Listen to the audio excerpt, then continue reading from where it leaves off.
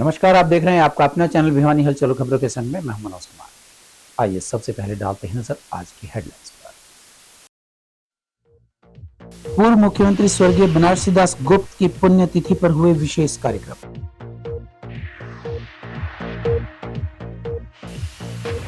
नगर परिषद ने dumping point को खत्म करने का लिया निर्णय। 8वें वेतन आयोग को लागू करने के चुनावी वायदे को पूरा करने से पीछे हट रही सरकार, कहा अशोक गोयत ने। राजकीय महिला कॉलेज में चलाया गया स्वच्छता अभियान।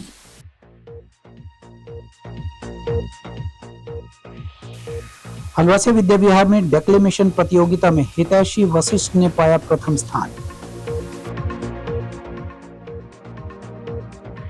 दिव्यांग जनों को किए गए सहायक उपकरण वितरित।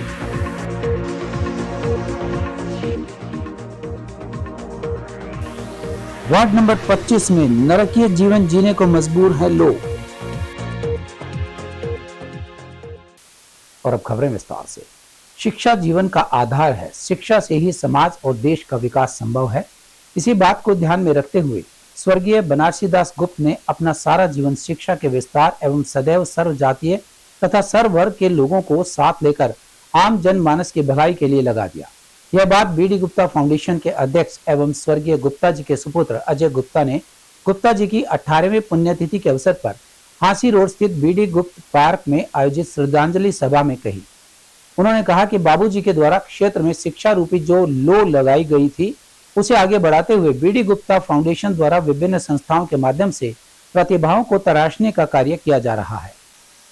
पूर्व मुख्यमंत्री स्वर्गीय बनारसी दास गुप्त की 18वीं पुण्यतिथि पर हांसी रोड स्थित बीडी गुप्ता पार्क में हवन यज्ञ के साथ उनके समाधि स्थल पर श्रद्धा सुमन अर्पित किए गए हैं। उनके सुपुत्र व बीडी गुप्ता फाउंडेशन के अध्यक्ष अजय गुप्ता स्वर्गीय बनारसी दास गुप्त के पौत्र और पौत्रवधू प्रियांशी और इशिता ने आहुति डालकर स्वर्गीय गुप्ता जी को श्रद्धांजलि अर्पित की। विधायक घनश्याम सराफ ने कहा कि बाबूजी ने सदैव नारी शिक्षा पर बल देते हुए प्रदेश भर में शिक्षा को स्थापित करने के लिए कार्य किए। उनका मानना था कि कोई भी देश तभी प्रगति कर सकता है जबकि उस देश का हर नागरिक शिक्षित हो। आज बीडी गुप्ता जी का स्मरण दिवस और इसमें सभी लोगों ने इकट्ठे होकर उनके छोड़े गए कामों को पूरा करना। दूसरी बात, जो भी शिक्षाएं उन्होंने समाज को दी उसको आगे बढ़ाना। और हम तो ये चाहते हैं कि बीडी गुप्ता जी का नाम कई जगह पे होना चाहिए। किसी पाठ्यक्रम में भी नाम आ जाए तो अच्छी बात है। क्या कहेंगे उन्होंने जो काम करवाए थे और अब जो कामों की ज़रूरत है शहर में? ऐसा है, शहर के काम तो डे बाई डे के हिसाब से नए नए निकलते रहते हैं, लेकिन गुप्ता जी के मुख्यमंत्रित्व काल में बहुत अधिक काम हुए और उसी को लेकर हम आज उनकी माल्यार्पण करने, उनकी पुण्यतिथि मनाने आए हैं।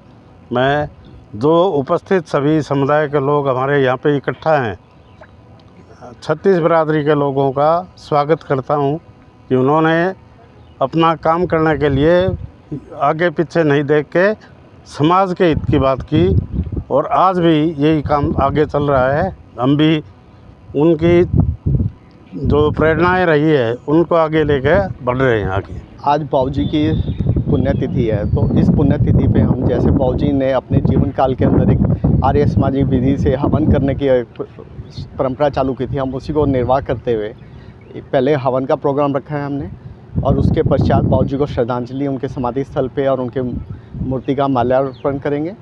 फिर उसके बाद आदर्श कॉलेज और वैश्य कॉलेज दोनों जगह उनको सम्मान देने का प्रोग्राम रखा है और आदर्श वैश्य कॉलेज के अंदर एक बाबूजी के ऊपर व्याख्यान का एक प्रोग्राम भी रखा है जिसमें वक्ता बाबूजी के बारे में बताएंगे। बाबूजी के बारे में ज़्यादातर लोग उनको मुख्यमंत्री या पूर्व मुख्यमंत्री या सांसद के नाम से जानते हैं, लेकिन मैं कहूँगा कि वो उससे ज़्यादा अपने आप को समाज सेवक, एक समाज सुधारक के रूप में कहलाना ज़्यादा पसंद करते थे। वो प्राउड करते थे कि मैं फ्रीडम फाइटर हूँ और उन्होंने छुआछूत के लिए और उन्होंने अनेकों ऐसे इश्यूज़ जो सामाजिक कुरीतियाँ थी उनको दूर करने के लिए काम किया। तो उनको मेरे हिसाब से उनका ज़्यादा योगदान उसमें रहा है ना मुख्यमंत्री, और वो तो बाद की बातें हैं। वो हमेशा ये कहते थे कि भाई हम जब स्वतंत्रता आंदोलन में कूदे उस समय हमें ये खुद नहीं पता था कि हमारे जीवन काल में कभी हम स्वतंत्र भी हो पाएंगे। परम श्रद्धेय बनारसी दास गुप्ता जी की आज पुण्यतिथि पे शहर के हजारों आदमी उमड़े हैं। सबसे पहले मैं उनकी पुण्यतिथि पर पुष्प अर्पित करके नमन करता हूँ। महान स्वतंत्रता सेनानी बहुत कम होते हैं, उनमें से एक अग्रवाल समाज में जहाँ बहुत कम होते हैं, भामा साहब जैसे हुए, लाला लाजपत राय जैसे हुए, उसी तरह बनारसी दास जी गुप्ता हुए। बनारसी दास जी गुप्ता का जीवन सारे समाज को समर्पित था। थोड़ी आयु में जेल गए। जेल जाने के बाद जब नया हरियाणा बना तो वे एक्टिव पॉलिटिक्स में रहे और एक्टिव पॉलिटिक्स में रहते हुए वे हरियाणा के मुख्यमंत्री बने और मुख्यमंत्री काल में उन्होंने भिवानी के लिए अथक कार्य किए। उनका ज़्यादा प्रेम शिक्षा से था, समाज कल्याण से था। लड़कियों को बारे में जब भी उन्होंने होश संभाला, लड़कियों के लिए हमेशा वे पक्षधर रहे और उसी पक्षधर से लेके आज जो आदर्श महिला महाविद्यालय चल रहा है वो केवल श्री बनारसी दास गुप्ता की ही देन है।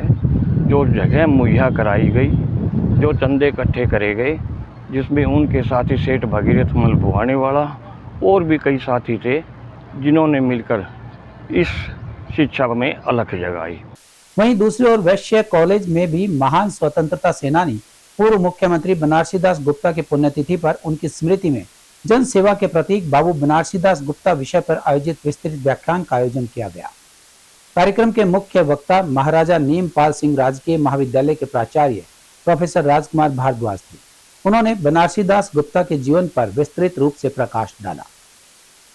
वैश्य महाविद्यालय ट्रस्ट के प्रधान एडवोकेट शिवरतन गुप्ता ने कहा कि बाबूजी ने सदैव समाज हित के कार्य करते हुए शिक्षा को की लो जलाते हुए क्षेत्र में अनेकों शिक्षण संस्थाओं की स्थापना की, जो आज वट वृक्ष बनकर शिक्षा के बलबूते पर युवा वर्ग को आगे बढ़ाने का कार्य कर रहे हैं। वैश्य महाविद्यालय ट्रस्ट के महासचिव पवन बुआनीवाला ने कहा कि हमारे पूर्वजों के विचार आज भी प्रासंगिक हैं। स्वर्गीय बाबू बनारसी दास गुप्ता सदैव समाज के प्रेरक रहे। 18 वर्ष पूर्व परम आदरणीय श्री बनारसी दास जी गुप्त अपना देह त्याग कर हम लोगों से दैहिक रूप से विदा हो गए, किंतु मानसिक और भावनात्मक रूप से मैं समझता हूँ आज भी वो हमारे साथ हैं। मुझे सौभाग्य प्राप्त हुआ कि मैं उनके साथ विभिन्न संस्थाओं में कार्य कर सकूं। जहाँ तक वैश्य महाविद्यालय का प्रश्न है, वैश्य महाविद्यालय में 1986 में पहली बार प्रबंधकारिणी समिति में उनके नेतृत्व में मैं जुड़ा था और लगातार 39 वर्ष हो गए, 44वां वर्ष चालू है, मैं वैश्य कॉलेज की प्रबंधकारिणी समिति से जुड़ा हूँ। इसी प्रकार से आदर्श महिला महाविद्यालय की प्रबंधकारिणी के महासचिव के रूप में 14 वर्ष तक मैंने उनके नेतृत्व में बतौर महासचिव के कार्य किया। वैश्य महाविद्यालय में मैं उपाध्यक्ष भी और कार्यकारी अध्यक्ष के रूप में भी मैंने अपनी सेवाएं दी और आज मैं पूरे वैश्य महाविद्यालय ट्रस्ट के अध्यक्ष के रूप में अपने दायित्व का निर्वहन कर रहा हूँ।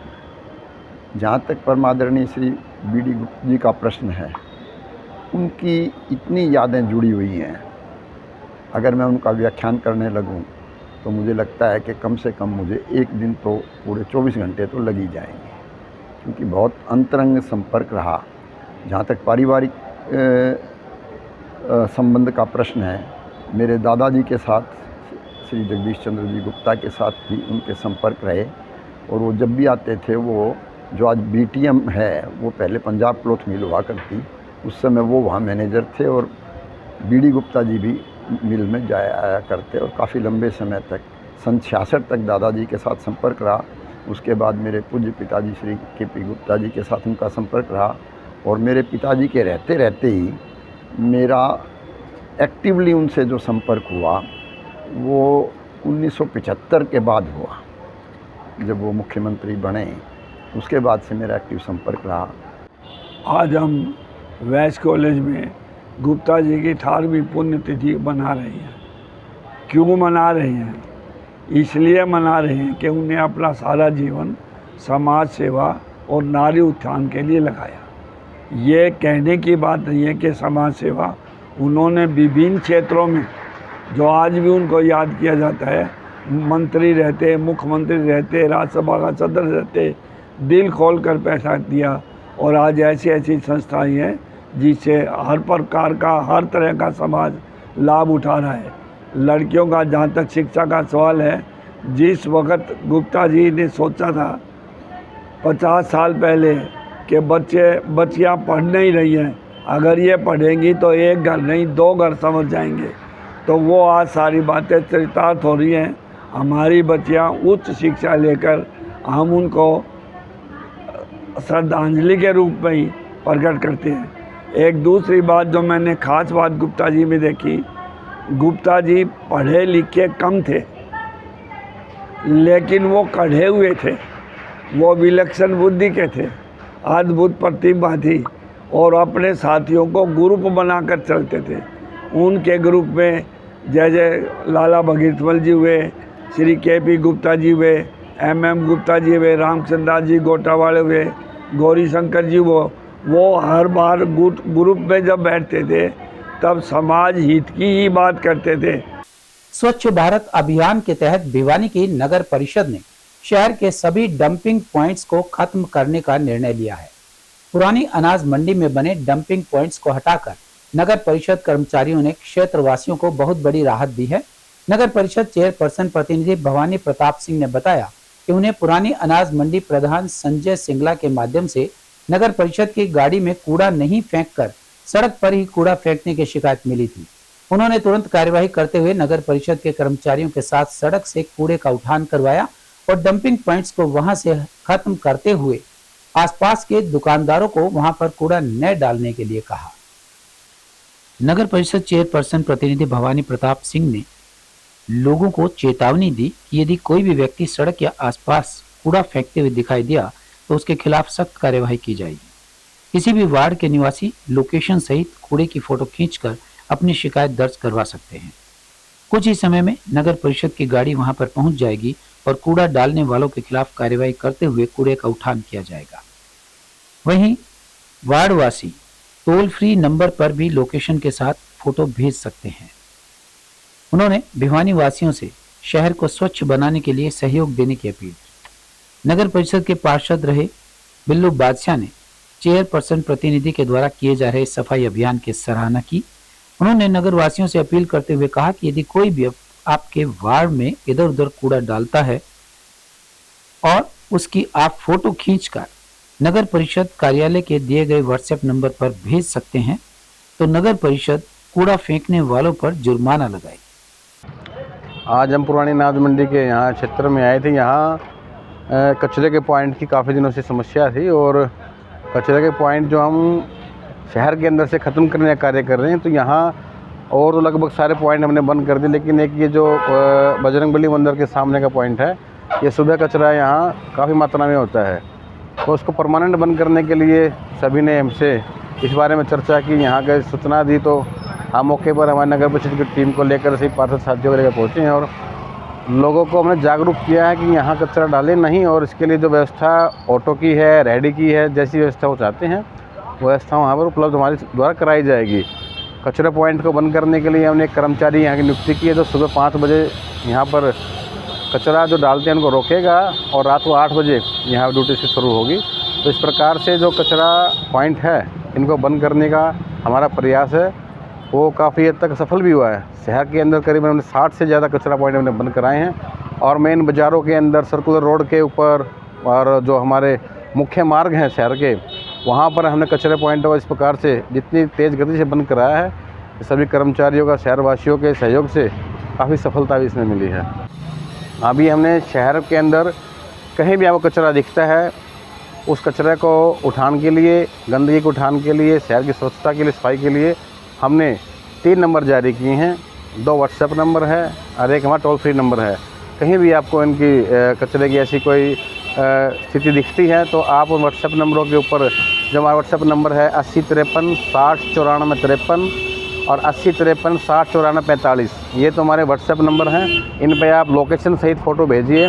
आपको उसमें कॉल नहीं होगी, मैसेज डालना है और आपको तुरंत उसी दिन के अंदर, सेम डे के अंदर उसमें की कार्रवाई का फीडबैक मिलेगा। साथ साथ जो हमारा टोल फ्री नंबर है 1820 31 371, ये हमारा टोल फ्री नंबर है। इस टोल फ्री नंबर पर भी आप स्वच्छता और गंदगी कोई ऐसी कोई समस्या है उस संबंधी शिकायत दर्ज करा सकते हैं। देखिए, आज हमारे भवानी प्रताप जी चेयरपर्सन पहुँचे थे और ये जो यहाँ पे बहुत बड़ा जो है ना कचरे का ढेर लगता था, उसके लिए सुबह उठवाते तो थे, लेकिन उसके लिए बंद करने का इन्होंने पूरा अपना जोश लगा रखा है।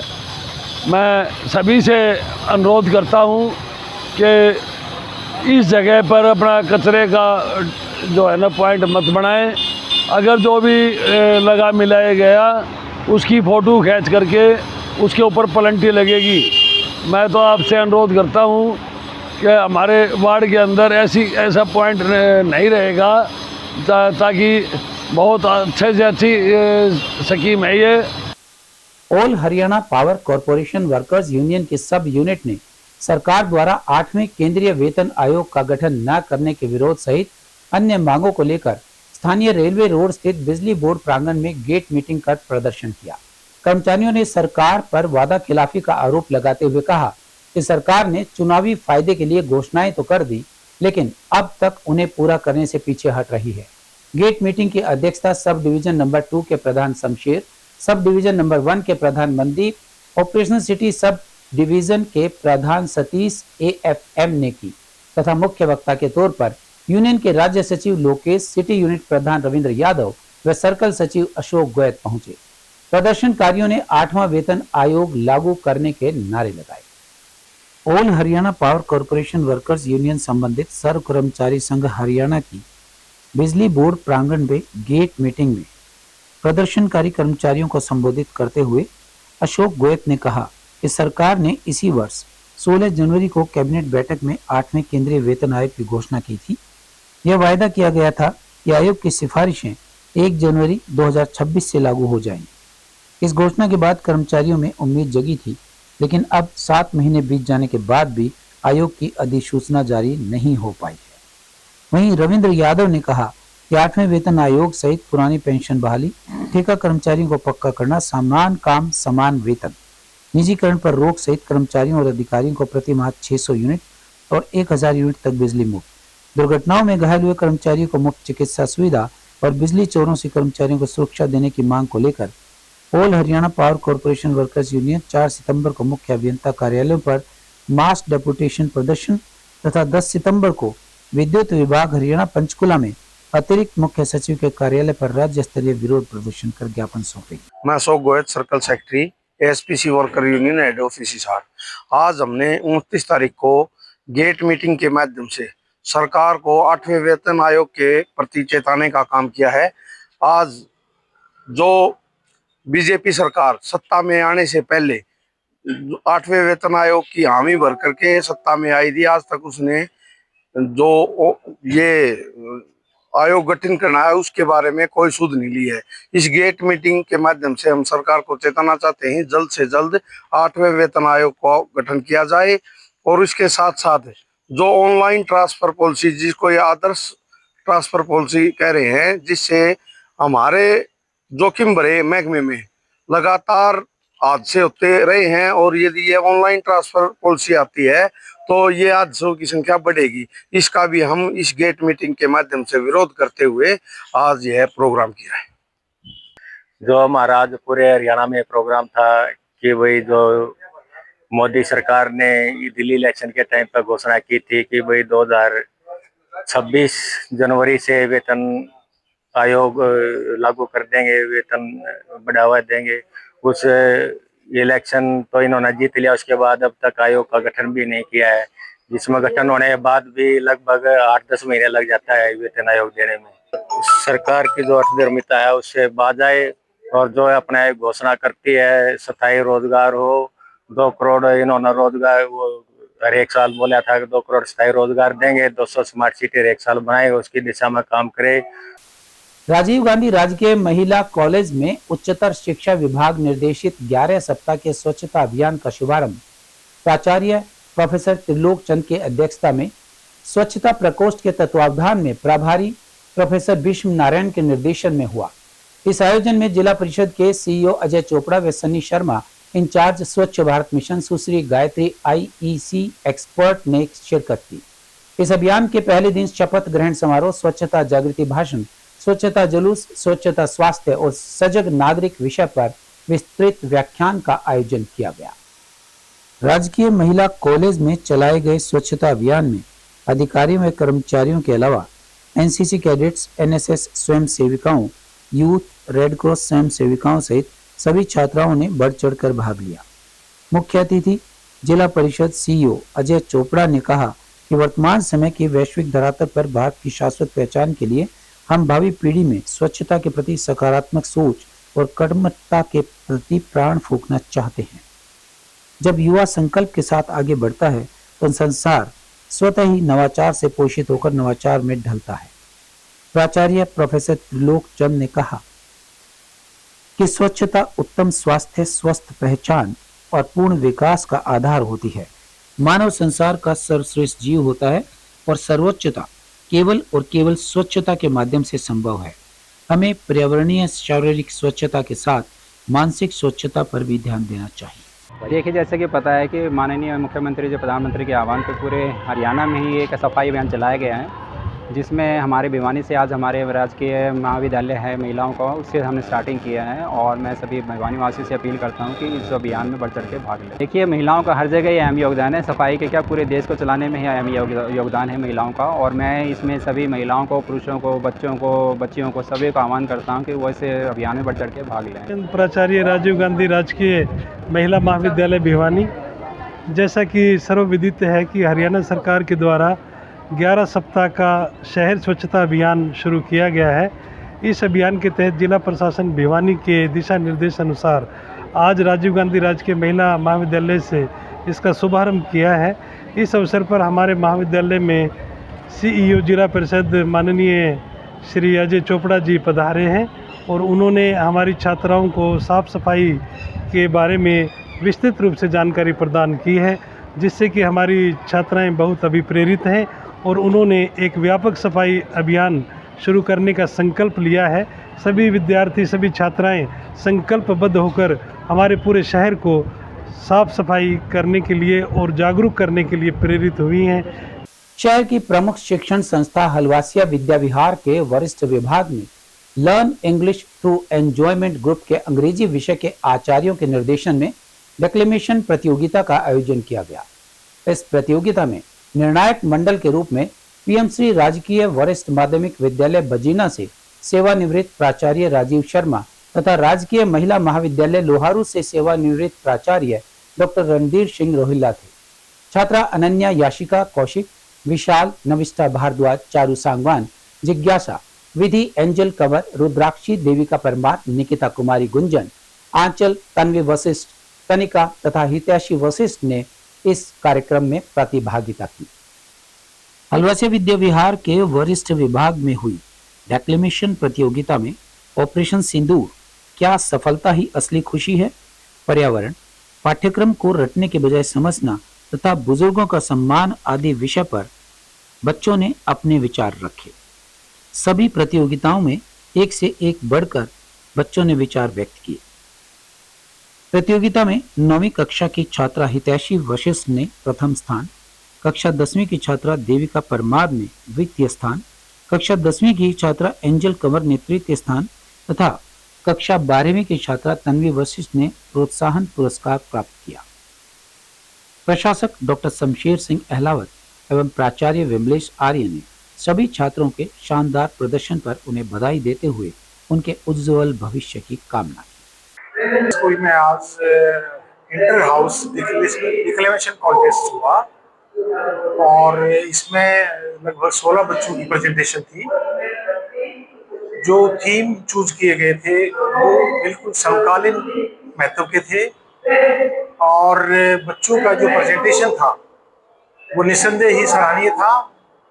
सभी बच्चों की प्रेजेंटेशन थी बहुत अच्छी थी। जजेस के लिए ये बड़ा मुश्किल था डिसाइड करना कि फर्स्ट सेकंड थर्ड और कंसोलेशन किसको दें, लेकिन अल्टीमेटली तो डिसाइड करना होता है। जो आज का कार्यक्रम, आज मेरी जो विजिट हुई अलबैचा विद्यालय में, वो डिक्लेमेशन कॉन्टेस्ट था विद्यालय के अंदर।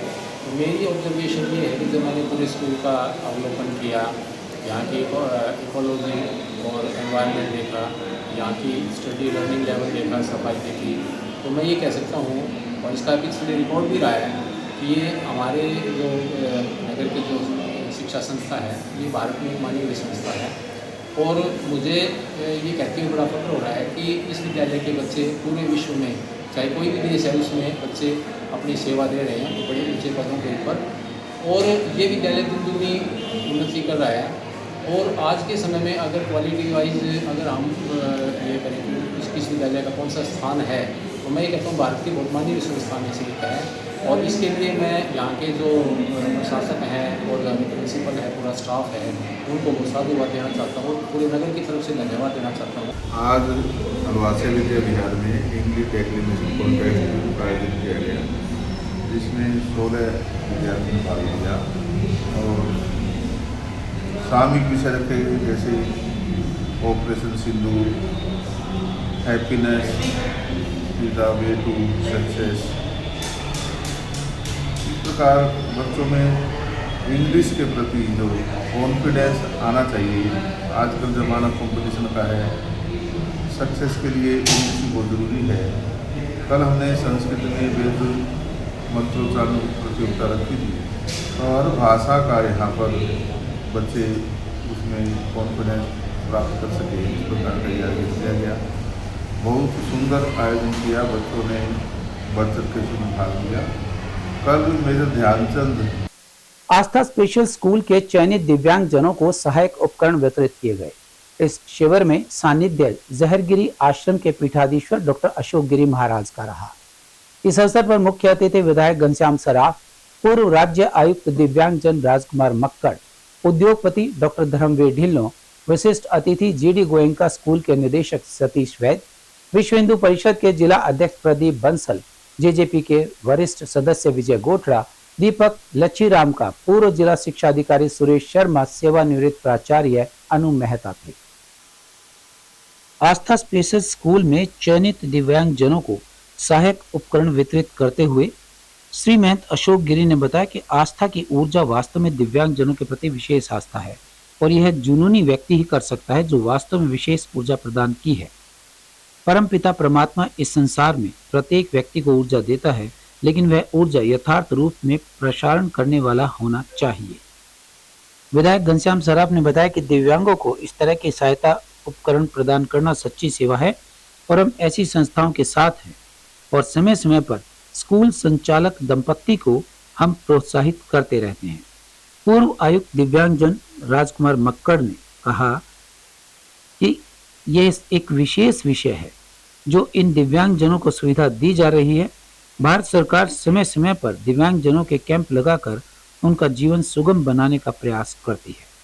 डॉक्टर धर्मवीर ढिल्लों ने बताया कि इस तरह के आयोजनों से हम परमात्मा के निकट महसूस करते हैं। भारत सरकार के दिव्यांगजन मंत्रालय के अंतर्गत एलिम्को कंपनी की ओर से 78 दिव्यांगजन को लगभग 25 लाख रुपए का सामान यहाँ वितरित किया जा रहा है। इन 78 दिव्यांगजन का पहले चयन किया गया था और आज सामान जब बनकर आया है तो एक बड़ा कार्यक्रम करके इन सबको न केवल वाहन और बाकी जो इनके अंग हैं वो प्रदान किए गए हैं, जिससे इनका जीवन बहुत सुगम्य होगा और ये लोग अपना रोजगार भी प्राप्त कर सकेंगे। क्योंकि आजकल काफ़ी सारी कंपनियां हैं जो सेल का काम करती हैं, जो घरों में वितरण का काम करवाती हैं। तो ये सारे जो दिव्यांग हैं ये अपने आप में ऐसा नहीं है कि किसी भी प्रकार से अपना आजीविका नहीं कमा सकते। अब इनको ये सारे यंत्र मिलने के बाद निश्चित रूप से सामान्य नागरिक की तरह ये जो है अपने भरण पोषण कर सकेंगे, अपने परिवार का भी पेट भर सकेंगे और एक सम्मानजनक जीवन जी सकेंगे। मैं डॉक्टर तरुण कुलश्रेष्ठ, सामाजिक न्याय अधिकारिता विभाग और Ministry of Social Justice Empowerment UNICEF programme में, कम्युनिटी बेस्ड रिहेबिलिटेशन प्रोग्राम देखते हुए पिछले कई सालों में ग्रामीण अंचल में रहने वाले दिव्यांगों के लिए कार्य किया। और आज हमें सौभाग्य प्राप्त हुआ कि आस्था स्पेशल स्कूल, जिसे कि हम दिव्य स्कूल कहते हैं, उसके द्वारा हमने ग्रामीण अंचल में रहने वाले दिव्यांगों के लिए सहायक उपकरण कार्यक्रम किया। इसमें कृत्रिम अंग सहायक उपकरण और इस कैंप को एलिम्को भारत सरकार का उपक्रम, जो कि सोशल जस्टिस एम्पावरमेंट के अंडर में ही आता है, उसके द्वारा ये प्रोग्राम आयोजित किया गया, जिसमें कि चयनित किया गया था इन लोगों को। और आज 78 से ज़्यादा दिव्यांगों के सम्मान दिया गया, जिसमें मुख्य रूप से motorised tricycles, hand propelled tricycle rickshaw, wheel chair, cerebral palsy, जो कि सबसे ज़्यादा कॉम्प्लिकेटेड केसेस हैं, जिनको कि बैलेंस करना बहुत मुश्किल होता है, अपने आप को संभालना बहुत मुश्किल होता है, उनके लिए सीपी चेयर, कुछ कॉम्प्लिकेटेड केसेस के लिए व्हील चेयर विद कमोड्स दिए गए हैं। इनको सहायक उपकरण के साथ साथ हमने जो इंटेलेक्चुअल डिसेबल्ड हैं उनके लिए आपके किट्स, टीचर लर्निंग मटेरियल्स बांटे गए हैं। विजुअली हैंडीकैप के लिए ब्रेल किट्स और किट्स दी गई हैं, जिसमें इनका सब प्रकार का सामान, साइकिल आ गया और मदद के जो भी दिव्यांग को नॉर्मल लाइफ जीने में मदद कर सकते हैं, उनके लिए एक कैंप लगाया गया था, जिसमें बहुत बड़ा सहयोग रहा हिंदुस्तान गवर्नमेंट का। और मकर साहब जो हमारे पहले कमिश्नर थे इसी फील्ड के, उन्होंने बहुत मदद की। विजय शर्मा जी, सुमन शर्मा जी, जिन्हें अपना पूरी लाइफ दिव्यांगजनों के पीछे लगा दी है, वो इस बात में उनके पीछे लगे रहे और इसको सिरे चढ़ा पाए। आज आस्था स्पेशल स्कूल भिवानी में भिवानी जिले के चयनित दिव्यांगजनों के लिए सहायक उपकरण वितरण का कार्यक्रम किया गया। ये चयनित किए गए थे। 12 जुलाई को यहाँ पे परीक्षण कैंप का आयोजन किया गया। उस दौरान लगभग 125 के लगभग दिव्यांगजनों को चयनित किया गया। उनमें से एक चार्जिंग वाली स्कूटी है, मोटर जो है, और कुछ व्हीलचेयर हैं, सीपी चेयर हैं, ट्राईसाइकिल हैं, या बैसाखी हैं, या कानों की मशीन है, या ब्लाइंड बच्चों के लिए जो सहायक पढ़ने के लिए सामग्री है, या बौद्धिक अक्षम बच्चों के लिए जो किट है, TLM किट, ये इनको प्रदान की जा रही है। और ये वास्तव में भारत सरकार की एक अनूठी पहल, जो एलिम्को की कंपनी है, उनके साथ हमने एक टाई अप किया। और क्योंकि हमेशा वो एक रेड क्रॉस के साथ आयोजन करते हैं, और उसके कारण हमने देखा कि क्यों न एक ऐसी पहल की जाए। तो उन कंपनी से हम संपर्क चाहता, तो हमें भी ये मौका मिला आस्था स्पेशल स्कूल में, जो वास्तव में पूर्णतः निःशुल्क है। और ये बच्चे दिव्यांगजन ये मुख्य धारा हमारे आत्मनिर्भर हो रहे हैं। शहर के वार्ड नंबर 25 की गली नंबर 2 के निवासी सीवरेज ब्लॉक व बरसाती पानी की निकासी न होने के कारण नरकीय जीवन जीने पर मजबूर हैं। इस बारे में वार्ड वासियों व पार्षद विनोद प्रजापति ने बताया कि सीवरेज ब्लॉकेज और पानी निकासी की समस्याओं के बारे में ADC को अवगत करवा चुके हैं। शुद्ध पेयजल आपूर्ति के अभाव व गंदे पानी के भराव के कारण वार्ड में बीमारियां फैल रही हैं। उन्होंने संबंधित विभाग से इन समस्याओं का शीघ्र समाधान करने की मांग की। वार्ड नंबर 25 के लोगों ने बताया कि क्षेत्र में बारिश व सीवरेज का पानी निकलवाने, गली को साफ करवाने और साफ पानी की मांग को लेकर वो कई बार प्रशासन को शिकायत दे चुके हैं, लेकिन कोई भी प्रशासनिक अधिकारी नहीं आ रहा है और ना ही उनकी सुनवाई हो रही है। उन्होंने बताया कि इस क्षेत्र में पिछले कई वर्षों से सीवरेज ब्लॉक है, जिसके चलते हमेशा सीवरेज का पानी ओवरफ्लो होता रहता है और बारिश के मौसम में स्थिति और भी बदतर हो जाती है। उन्होंने कहा कि गली निचले एरिया में होने के कारण यहाँ पर जरा सी भी बरसात आते ही पानी भर जाता है, जिसकी निकासी का कोई भी प्रबंध नहीं है। सीवरेज व बारिश का पानी एकत्रित होकर क्षेत्र में दुर्गंध का माहौल बन जाता है। खड़े पानी में मक्खी मच्छरों की भी भरमार हो जाती है, जिससे क्षेत्र में बीमारियां फैलने की आशंका बनी हुई है। पार्षद विनोद प्रजापति ने बताया कि वो DC और ADC को कई बार इस समस्या से अवगत करवा चुके हैं। उन्होंने कहा कि हनुमान गेट पर जो वाल्व लगी हुई है, उसके अंदर सीवरेज का गंदा पानी भर जाता है और वाल्व खुलते ही लोगों के घरों के अंदर वह पानी पहुंच जाता है। विभाग के लोग कहते हैं कि अमृत योजना 2 आने के बाद ही इसके दुरुस्त करने का कार्य शुरू किया जाएगा। यार नलकों में बहुत गंदा गंदा पानी आ रहा है। हनुमान गेट पे जी सारी बस्तियां में बहुत बुरा हाल हो रहा है और ये सारा टूटा टूटा पड़ा है जी। जिसका में आते हैं वे भी पड़ जाते हैं, ये पड़ जाते हैं। टम्पू वाले कोई लेडीज आवा हुआ भी पड़ जाए इसके अंदर, सारे पड़ जाते हैं जी। इसके में कोई भी आवा है वही पड़ जाए। इसकी समस्या हो नहीं रही जी, इसकी समस्या हल करवाओ जी। हाँ, घरों के अंदर पानी बहुत गंदा जा रहा है जी, किसी के भी जाके देख के आओ। कई MC आली है, सारे आके देख जाए, इसकी फोटो खींच के ले जाए और करवाते नहीं। और जी मैं यही कहना चाहूँ, इन्हें करवाओ जी किसी तरह, किसी की समस्या या पूरी करवाओ जी। इसके में बहुत आवा है वो पड़ गया है। हम कई बार तो हम ठा के काटा है, कई बार आवा है हमें ठा के खादा है आवाज दिया, बुरा हाल हो जाए, बहुत बुरा हाल हो। 2 नंबर गली के सदस्य हैं सब, और जो है ना हमारी गली में पानी बहुत गंदा आता है। कोई है ना सफाई अभियान का कोई नाम है कोई नहीं पानी के लिए। आप जो है ना हमारी वो समस्या हल करो। बहुत दिन हो गए, 2 महीना हो गया हमने दुख पाते हुए। हाँ, वार्ड नंबर 25 दीपिका नाम है, और यहाँ पानी बहुत दूषित आता है, काला पानी आता है और सब परेशान हो रहे हैं। MC के पास फोन करते हैं, बेचारे बहुत कोशिश करते हैं लेकिन हमारी सहायता करते हैं, लेकिन आगे से प्रशासन नहीं सुनता तो फिर वे भी क्या करें। ठीक, हम यहाँ बहुत परेशान हो रहे हैं इस पानी से। ना ये पीने के लायक है, ना ये नहाने के लायक है, ना ये और तो टॉयलेट में गिरने के लायक भी नहीं है। इस पानी का क्या किया जाए, प्रशासन ये खुद बता सकता है, खुद आके इसका यूज कर सकता है। नहीं, फिलहाल कोई नहीं आया है, कोई नहीं आया है यहाँ पे इस पानी को देखने के लिए। हमारी तो यही प्रार्थना है कि आप यहाँ आओ और इस समस्या का समाधान करें। सफाई वाले नाली वाले भी नहीं आते, आप देख सकते हैं, बिल्कुल नालियों की वीडियो बना के देख सकते हैं। ये गंदे पानी की समस्या है जो ये है जो वाल खोलने का, इसकी बार बार प्रशासन से हम मांग कर चुके हैं। खुले दरबार में मैंने एप्लीकेशन लगाई है, और जो यहाँ से सप्लाई जाती है वो सारी दूषित हो जाती है। सिर्फ इसके कारण पता नहीं लीकेज है, इसमें सीवर का पानी मिला हुआ है। जो भी इन गलियों में पूरे वार्ड में जो सप्लाई जाती है वो गंदे पानी की सप्लाई जाती है, पूरे वार्ड में गंदे पानी की सप्लाई जाती है, जो कि माताएं बहनें बार बार परेशान होती है। एक दीपक जई है जो कि फोन ही नहीं उठाता, उसको बार बार शिकायतें दी जाती है, फोन उठाता नहीं है।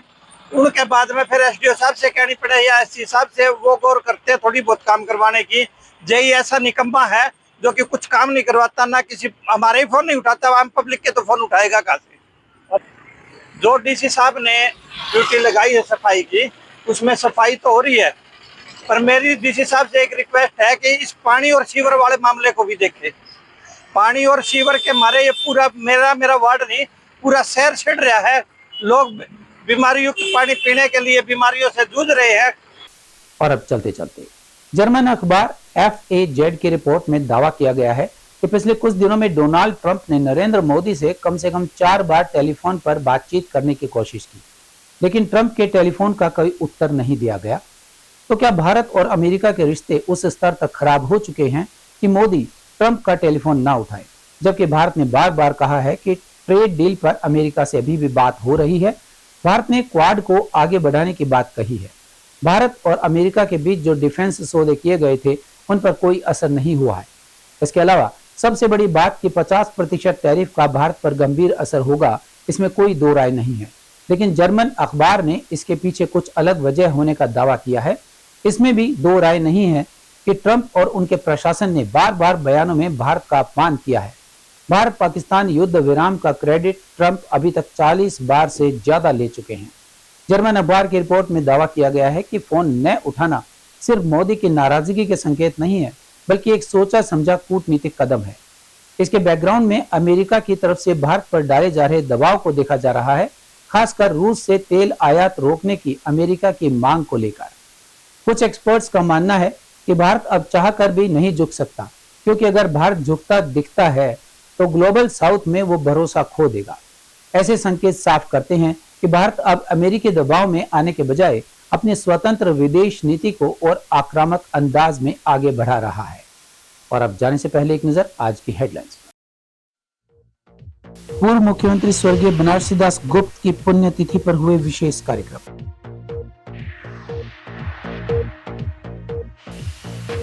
नगर परिषद ने डंपिंग पॉइंट को खत्म करने का लिया निर्णय।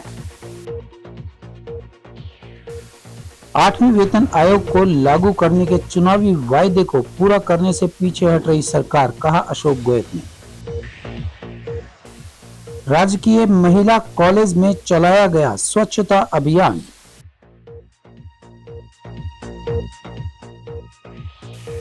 हलवासी विद्या विहार में डेक्लेमेशन प्रतियोगिता में हितैषी वशिष्ठ ने पाया प्रथम स्थान। दिव्यांग जनों को किए गए सहायक उपकरण वितरित।